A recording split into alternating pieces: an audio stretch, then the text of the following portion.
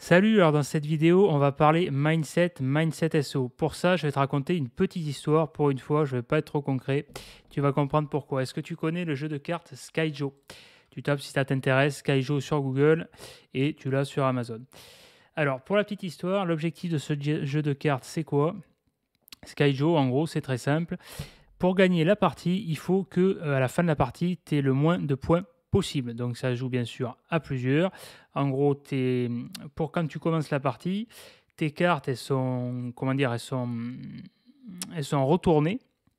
Elles sont retournées, donc tu sais pas, en gros, à chaque carte est associé en fait un numéro, un nombre qui va, je crois, si je dis pas de conneries, de 0 à 12, ouais, c'est ça. De 0 à 12, donc c'est par code couleur. En gros, si quand tu es dans les chiffres, on va dire élevés, donc c'est de 9, 10, 11, 12 par exemple, c'est rouge. Intermédiaire, 6, 7, 8, admettons, c'est orange, tu vois, 3, 4, 5, c'est vert, et accro, 0, 1, c'est bleu. Et tu as même des nombres négatifs, ça va, je crois, jusqu'à -2, ou c'est bleu clair. Euh, L'idée, c'est qu'en gros, une fois que le joueur, il a... on dirait que je vends le jeu, mais tu vas comprendre pourquoi. L'idée, c'est qu'une fois qu'un joueur, enfin, une fois que tu as atteint 100 points, enfin, en tout cas, un des joueurs a atteint 100 points, donc ça se fait en plusieurs manches. L'idée, là, la partie en gros s'arrête et tu fais le total des scores. Et c'est celui qui a le moins de points au niveau du scoring qui gagne la partie. Ce qui est intéressant dans les règles du jeu, c'est qu'en gros, donc pour commencer la partie, c'est tu retournes une de tes cartes. Tu retournes une de tes cartes et tu vois, admettons, si tu as le chiffre, je sais pas moi, 7, et que ton collègue, la personne avec qui tu joues, ta copine ou peu importe, elle a un chiffre moins élevé, admettons, elle a 3, c'est toi qui commences la partie. Bon, ça à la limite, on s'en fout, c'est pas trop important. Tu commences la partie. Et donc, le but, justement, c'est tu pioches au fur et à mesure, c'est-à-dire qu'admettons, une fois que c'est à ton tour, tu as le choix. Soit dans la pioche, tu prends une carte, tu la retournes. Tu vois, admettons, si tu as le chiffre, je sais pas, tu as le chiffre 8. Donc, c'est un chiffre relativement élevé par rapport entre 0 et 12, enfin entre -2 et 12. Et là où c'est intéressant, c'est là où il y a une partie un petit peu de poker, où il y a un mélange d'échecs et de poker. C'est que tu as le choix, une fois que tu as retourné la carte de la pioche et que tu vois le chiffre 8, tu as le choix dans ton jeu, soit d'échanger, de switcher avec une carte qui n'est pas retournée, euh, ou, alors, ou alors tu défausses, tu prends pas la carte. Et une fois que tu as fait ça, tu retournes la carte du jeu. Donc c'est là où il y a un petit peu le côté, comment dire, risque, hasard, c'est-à-dire que, admettons, tu switches, tu vois la carte, le chiffre 8, hop, tu t'enlèves une carte de ton jeu et tu la retournes, finalement, tu t'aperçois que le chiffre était moins élevé, c'était 0 ou 1. Et là, tu dis, merde, j'ai perdu, entre guillemets, enfin, le deal n'était pas gagnant. Et des fois, tu peux avoir des bonnes surprises. À l'inverse, tu peux avoir un chiffre moins élevé. Si la carte de la pioche c'est 8 et que dans ton jeu c'était, admettons, 2, bon ben là, tu es gagnant. Ok. Mais ce qui est intéressant dans ce jeu, pour faire simple, c'est que quand j'ai fait des parties, donc j'ai découvert ce jeu il n'y a pas longtemps avec des amis, et ça m'a particulièrement plu. Et justement, je vais t'expliquer pourquoi. Donc j'ai gagné les parties. Mais surtout, ce qui est intéressant, c'est de savoir comment j'ai gagné les parties. J'ai gagné les parties alors que, enfin, là où on ne m'attendait pas du tout, en fait. J'ai pris le contre-pied, j'y suis allé à contre-courant et on m'a pas vu arriver. C'est pour ça que j'ai gagné. Et du coup, j'ai inventé une stratégie. Bon, après, j'ai eu l'effet de surprise. Maintenant, ça marche un peu moins parce qu'ils ont découvert je leur ai expliqué comment j'ai fait. Mais je vais te l'expliquer justement dans cette vidéo. En gros, ce qui s'est passé, j'ai fait en plusieurs étapes. Première étape, j'ai essayé de comprendre les règles du jeu. Deuxième étape, j'ai fait une lecture du jeu, j'ai analysé le jeu et surtout j'ai analysé comme le poker. En fait, c'est là où tu as le même principe du poker. Et j'ai analysé les jeux des autres, en fait, des adversaires, enfin des personnes avec qui tu le fais. Et je me suis rendu compte d'une faille, d'une énorme faille. Et c'est là où j'ai décidé de contre-pied. En fait, ce qui se passait, c'est quoi? C'est que, alors je te passe les détails du jeu parce que là, c'est pas forcément le but de cette vidéo. Ce qui est intéressant, c'est de comprendre la stratégie derrière la mécanique. c'est que toutes les personnes qui participaient à ce jeu, donc je sais plus, on était 6 ou 7, je sais pas.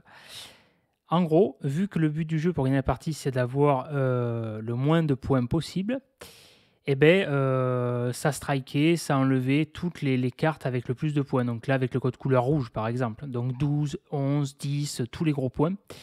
Ça défaussait, ça défaussait, ça défaussait. Et donc la particularité, c'est ceux qui défaussent, tu peux prendre la carte qui t'intéresse, un petit peu comme Orami, quoi. Et donc, parce qu'ils essayaient d'avoir sur leur jeu le moins de points possible, parce que dès qu'il y en a un qui est le premier qui a fini, du coup, il fige le jeu, quoi. Donc, c'est un peu le jeu de sa souris. Et donc, voilà, le but, en gros, si tu raisonnes avec une stratégie, un mindset classique, tu vas faire, si tu fais comme la majorité, tu vas dire, allez, je vais liquider les grosses cartes, les cartes à gros points, et je vais prendre, dès que je vois des petites cartes, des cartes avec des petits points, je le prends.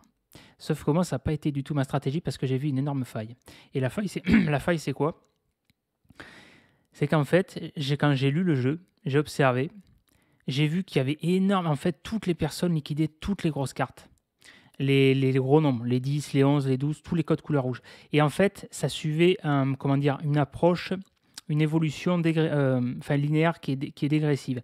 C'est-à-dire que d'abord, il commençait par décagner toutes les grosses cartes, les rouges, les codes couleur rouge, 10, 11, 12, etc. Ensuite, une fois qu'ils avaient épuisé le stock, parce qu'au bout d'un moment, la pioche, elle s'épuise un peu. Bon, après, ça dépend comment les mélanger. Ensuite, ça passait sur du orange, donc 7, 8, 9 intermédiaires, etc. Jusque voilà. Ça faisait comme ça. Donc, c'était assez facile de lire le jeu. Et là, je me suis dit, il y a une grosse faille, parce que ce qu'il faut savoir dans ce jeu, c'est qu'en fait, donc, tu fais plusieurs colonnes, je crois 3-4 colonnes, je ne sais plus, des colonnes de 3-4 lignes. Et en fait, si tu as par exemple une colonne, donc là je vais essayer de montrer pour faire simple, si tu as une colonne avec les mêmes chiffres, admettons, tu as 2, 2, 2, 2, 2, si tu as les mêmes chiffres sur la même colonne, tu peux péter ta colonne. Donc si tu pètes une colonne, automatiquement, pouf, ça te fait des points en moins. Alors bien sûr, la stratégie classique, si tu as le mindset classique, c'est que tu vas chercher à faire une colonne avec uniquement des petits chiffres. Sauf que moi, j'ai décidé de gagner du temps et d'aller à contre-courant. Et du coup, ce que j'ai fait, pour être tranquille, j'ai fait exactement l'inverse. C'est-à-dire qu'au lieu de faire en sorte d'avoir les cartes, le plus de cartes possible avec le plus petit nombre, j'ai fait en sorte d'avoir le plus de cartes avec des gros nombres possibles avec des codes couleur rouge. Donc j'ai récupéré toutes les grosses cartes, 12, 11, 10, etc. Et c'était hyper facile parce que tout le monde défaussait. Et du coup, personne ne comprenait. Ils disaient, mais t'as pas compris les règles du jeu ou quoi? Qu'est-ce que tu fais? Le but, c'est d'avoir le moins de points possible. J'ai dit, oui, pas de souci, pas de souci. Y a pas de souci. Je fais le blanc. Stratégie que j'adore. La stratégie à tonton Bernard. Et là, qu'est-ce qui s'est passé? C'est que du coup, j'ai eu plein de cartes comme je l'avais prédit, avec que des gros nombres, 12, 12, 12, 11, 11, 11. Du coup, j'ai réussi à péter plein de colonnes. J'ai pété toutes les colonnes, en fait. Toutes les colonnes, vu que j'avais tout le jeu. Et du coup, qu'est-ce qui s'est passé? C'est que j'ai gagné la partie en n'ayant plus aucune colonne. Et là, ils ont fait « Ah, merde, c'était risqué. » Ouais, c'était risqué, effectivement, parce que ça dépend le jeu, il y a un risque qui est réel. Et en fait, bon là, je ne vais pas aller dans les détails parce que ce n'est pas forcément l'objet de cette vidéo. Je ne vais pas parler d'expertise dans le jeu, mais en gros, ça dépend après du nombre de personnes, du jeu des autres, mais bref. Mais au début, pour créer l'effet de surprise, tu as une garantie qui est quasiment 99%, ça t'en versant. Parce que les gens, là, ils s'y attendent pas. Tu prends le contre-pied, tu fais exactement l'inverse. Et c'est là, poum, tu tapes. Pourquoi je te parle de ça dans cette vidéo? Tu vas me dire, ok, t'es gentil, Sébastien, là. Seb, tu me parles de jeu de cartes Skyjo, mais moi, je vais apprendre le SEO. Justement, c'est pour illustrer un propos avec un exemple concret, un exemple de mindset. Ça, c'est du mindset que tu peux appliquer justement dans le SEO. Au lieu de suivre tout ce qu'on te dit, de suivre les règles classiques, si tu vois que toutes les personnes font comme ça, non. C'est de réfléchir avec ton cerveau, tu observes, tu analyses, tu vas à contre-pied, tu prends le contre-pied, tu vas à contre-courant. Ça, c'est du mindset. Bon, ça, je te parle d'un jeu, justement, Skyjo, c'était pour illustrer, mais ça, c'est valable également dans les thématiques du SEO. Maintenant, je vais te parler effectivement d'autres exemples. Là, on va prendre des exemples, et ça, les exemples, il y en a des wagons. Alors, il y en a qui disent le spam, c'est juste une histoire de keyword. J'ai envie de dire, le SEO, si on va par là, c'est juste une histoire de keyword aussi.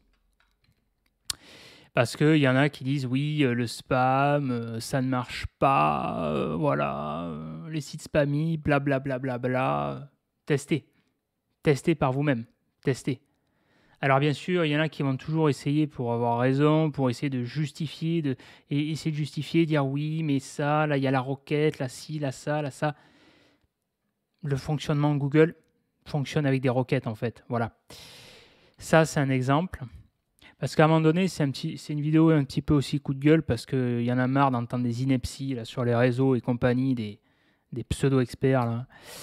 Le cocon sémantique, c'est le secret SEO ultime. Ça, si tu parcours, si tu débutes dans le SEO, je ne sais pas quel est ton niveau, peu importe ton niveau d'ailleurs. Le but, c'est d'avoir les tests et les résultats. Malheureusement, tu as 9 chances sur 10 à un moment donné de voir passer ce terme-là qui passe, voilà. C'est le secret SEO ultime. Alors déjà, l'origine, c'est ce qu'on appelle un silo. La structure en silo, qui a été inventée, en tout cas popularisée par Bruce Clay à l'époque, dans les années, je crois, 90, et qui a ensuite été adaptée et marketée par quelqu'un d'autre. Alors, c'est le secret SEO ultime. Donc, au-delà de la branlette intellectuelle, vu que dans le marketing, ils aiment bien s'astiquer le manche avec des nouveaux manches, il y avait avec des nouveaux termes, le PR modeling, le PR je sais pas quoi, enfin bref, toujours un petit nouveau terme comme les grow hacks et compagnie, là, blablabla. Moi, c'est vrai que si tu commences à me connaître, j'aime bien le côté simple, concret, actionnable. Pas de blabla, pas de chichi, pas de bullshit, juste du concret. Alors, je t'invite, si tu ne l'as pas déjà fait, à regarder les SERP, ce que j'appellerais underground, d'accord? Donc, payday loans, par exemple, donc rachat de crédit, bien sûr, hein, c'est en anglais. Et là, justement, je ne te demande pas de me croire, je te demande juste d'observer, d'activer ton cerveau, de réfléchir. Rappelle-toi de ce que je t'ai parlé avec le jeu de Skyjo, côté mindset. Teste et vois, et dis-moi ce que tu en penses. Payday loans, regarde la SERP. Donc SERP, c'est pour celui qui ne sait pas, Search Engine Result Page, page de résultats Google. Tu tapes la SERP, Payday loans. Dis-moi, est-ce qu'il y a vraiment du cocon sémantique dedans? Est-ce qu'il y a les règles fondamentales? Est-ce que on va regarder, est-ce que Google va regarder le temps de chargement, le crawl? Est-ce que la première action pour ranker sur Payday Loans, ça va être de faire une analyse de crawl, d'utiliser le logiciel Screaming Frog, de faire du create content, du contenu de qualité? D'ailleurs, est-ce que tu peux me donner la définition, s'il te plaît, car ça m'intéresse. Qu'est-ce que pour toi un contenu de qualité? Qu'est-ce qu'un lien de qualité? Est-ce que tu peux m'étayer ce propos? Car pour moi, la qualité est un terme subjectif. Moi, je raisonnerais plus en termes de contenu unique, mais ça m'intéresse, c'est sincère. Je t'invite à regarder les SERP, voilà. Payday Loans, voilà. Alors là, ça a été nettoyé parce qu'il y a eu un filtre de spam, bien sûr, qui est sorti par Google il y a quelques années. Enfin bon, il a attendu qu'à une vingtaine d'années, pépère, parce qu'il ne faut pas trop lui en demander. Donc là, ça a décagné un peu quand même, hein, parce qu'il y avait pas mal de hacks sur des universités. Alors, ce qui est marrant, c'est que si tu regardes dans les trucs en cache, là, tu vois, regarde par exemple, alors je sais qui là déjà là, ouais non, qu'est-ce qu'il y avait là? Gouvernement, patati patata, Cashnet, la Cashnet USA, lui ça fait des années, il est leader on va dire quasiment là-dessus. Tu vois, tu regardes le truc, alors système a encore une erreur, tu vois. Et il est où? Il est là, tu vois. Et alors c'est marrant parce que si tu vas voir en cache, tu vois qu'il y a le truc, tu vois, Pouh, petite tartine. Ça, c'est un réflexe, mindset, ça, tu vois. Réflexe. Tu vas en cache, d'accord? Bon, ça, c'est celui qui n'a pas activé le archive, c'est un peu couillon, mais tu vas voir en cache. Et c'est assez marrant d'ailleurs, hein, parce qu'il y a des trucs assez grossiers, quoi. Tu vas regarder un autre, tu vois, tu vas regarder si tout ce que tu lis sur les blogs, de voilà, le SEO, blablabli, blablabla, les liens ça marche plus, blablabli, blablabla. Regarde ces requêtes, c'est intéressant. Hein. Active au passage ton antivirus. Hein. Voilà. Regarde Streaming HD aussi, vois s'il y a du cocon sémantique, de l'analyse de log, de la recherche vocale. Vois tout ce genre de choses là. Streaming HD, regarde là les mecs, regarde. Alors si tu observes un petit peu, tu verras que alors ça, notamment sur la requête Streaming HD, il y a pas mal de redirect d'expi, quoi. Hein, c'est un petit peu la base. La fameuse 301 cloquée. Mais voilà, regarde ces requêtes. Le cerveau, c'est le meilleur outil SEO en dehors de Google. Voilà. Ensuite, alors bien sûr, c'est des requêtes spéciales, mais tout est spécial si on va par là dans le SEO. La densité de mots-clés, dernièrement, j'ai vu passer sur Twitter. D'ailleurs, si tu veux avoir des conseils SEO, moi je te le dis perso comme je le pense, je suis Franck du Collier. Moi, générer une audience, pour générer une audience qui est passive, ça ne m'intéresse pas forcément. C'est surtout générer de l'engagement. Je veux des gens actifs qui soient impliqués.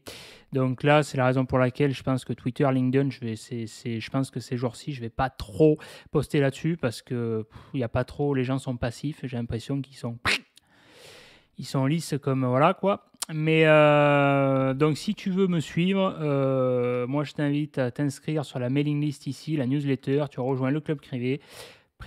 C'est gratuit, zéro spam. Tu peux désinscrire en un clic, il n'y a pas de souci. Tes données restent privées, je spamme pas. Car je déteste ça, c'est pas mon délire, enfin je déteste. En dehors du SEO, bien sûr, toute proportion gardée. Mais en tout cas, voilà, si tu veux t'inscrire, j'ai pas commencé pour l'instant les newsletters, je sais pas trop encore le format que je vais donner, mais ça va être quelque chose d'un petit peu plus d'intime pour créer une relation, voilà, quelque chose de petit plus privé, peut-être orienté sur du mindset, peut-être plus sur la technique. À voir, si tu as des suggestions, je vais essayer de penser là, dans la description, de te mettre un lien.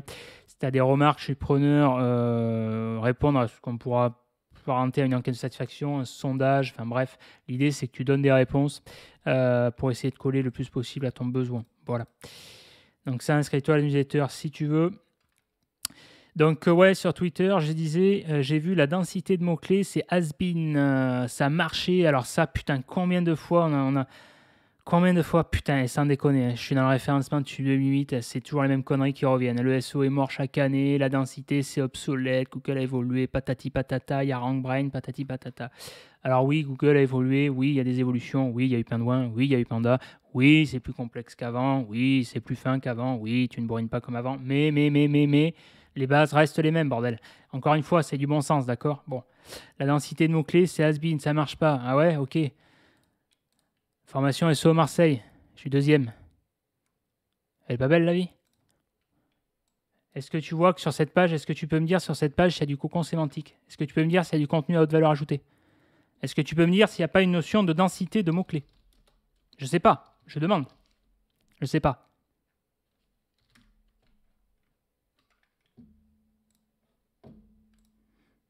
Alors c'est peut-être pas assez concurrentiel, on est sur du local, patati, patata, il y a toujours les réponses à la con. Faut arrêter les mecs, faut arrêter. Une requête, c'est une requête, point. Basta. Faut rester simple, faut être très pragmatique, d'accord? Factuel. Moi, je suis factuel, d'accord? Je me base sur ce que je vois, sur les résultats. Soit dit en passant, d'ailleurs, c'est intéressant parce que formation SEO Marseille, si vous voulez vous amuser à analyser le site SEO Farmaker, allez-y. Hein.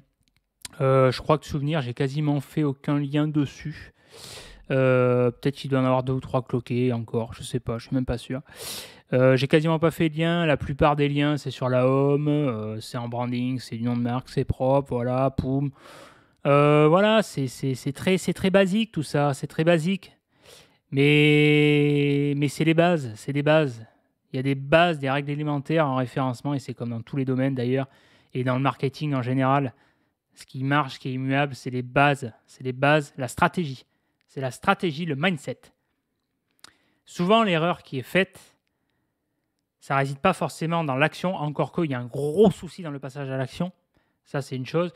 Mais souvent, il y a des actions qui sont faites. Le problème, c'est qu'il y a une grosse différence entre effectuer des actions qui peuvent sembler utiles ou futiles et des erreurs stratégiques. Si ta stratégie, elle est foireuse, tu auras beau faire toutes les actions que tu veux, tu auras beau investir des 100 et des 1000 dans des logiciels, dans de l'achat de liens, dans la création de contenu. Si ta stratégie est foireuse, ça ne marchera pas.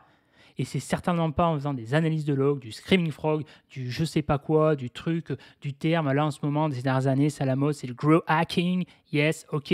Non, la base du marketing, c'est la psychologie humaine. Référencement, c'est contenu, lien, stratégie. Il y a une stratégie précise.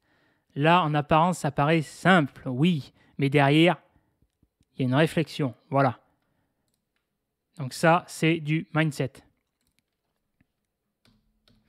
Pareil, le DR, TF, CF, compagnie, PA, DA, là, comment on fait pour avoir un gros DR, patati, patata, c'est super important pour le ranking. Ah ouais? Ah ouais. Bah regardez les rankings, regardez les mots-clés, regardez ce qui rank. Regardez ce qui rank, on en reparle.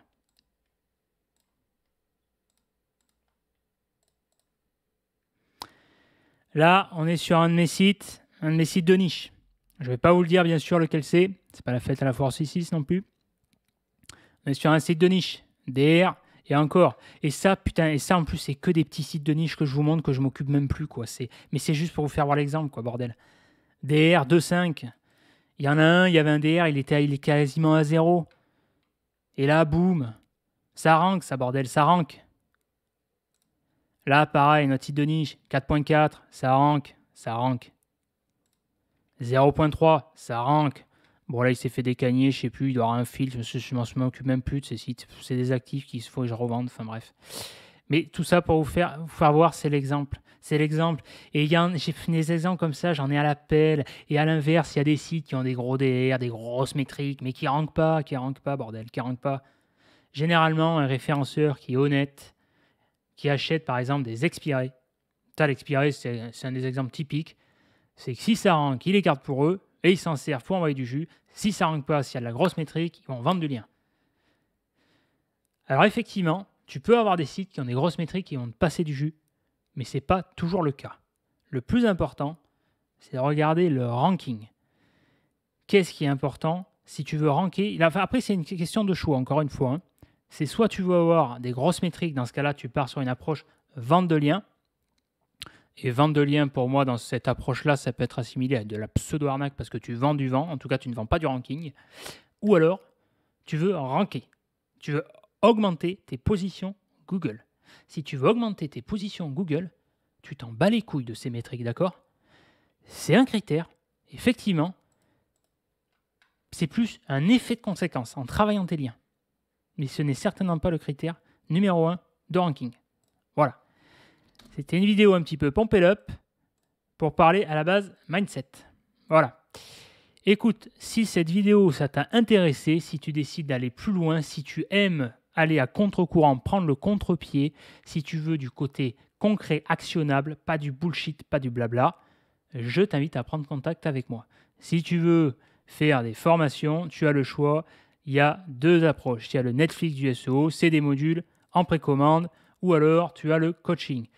Et sinon, je t'invite à rejoindre le club privé. J'espère que cette vidéo, ça t'a plu. Si c'est le cas, n'hésite pas à t'abonner si ce n'est pas déjà fait, à liker, ça donne la force, à lâcher un commentaire et également, surtout, à t'inscrire à la mailing list, à la newsletter pour être tenu informé des prochains conseils et contenus. Allez, je te dis à bientôt. Ciao.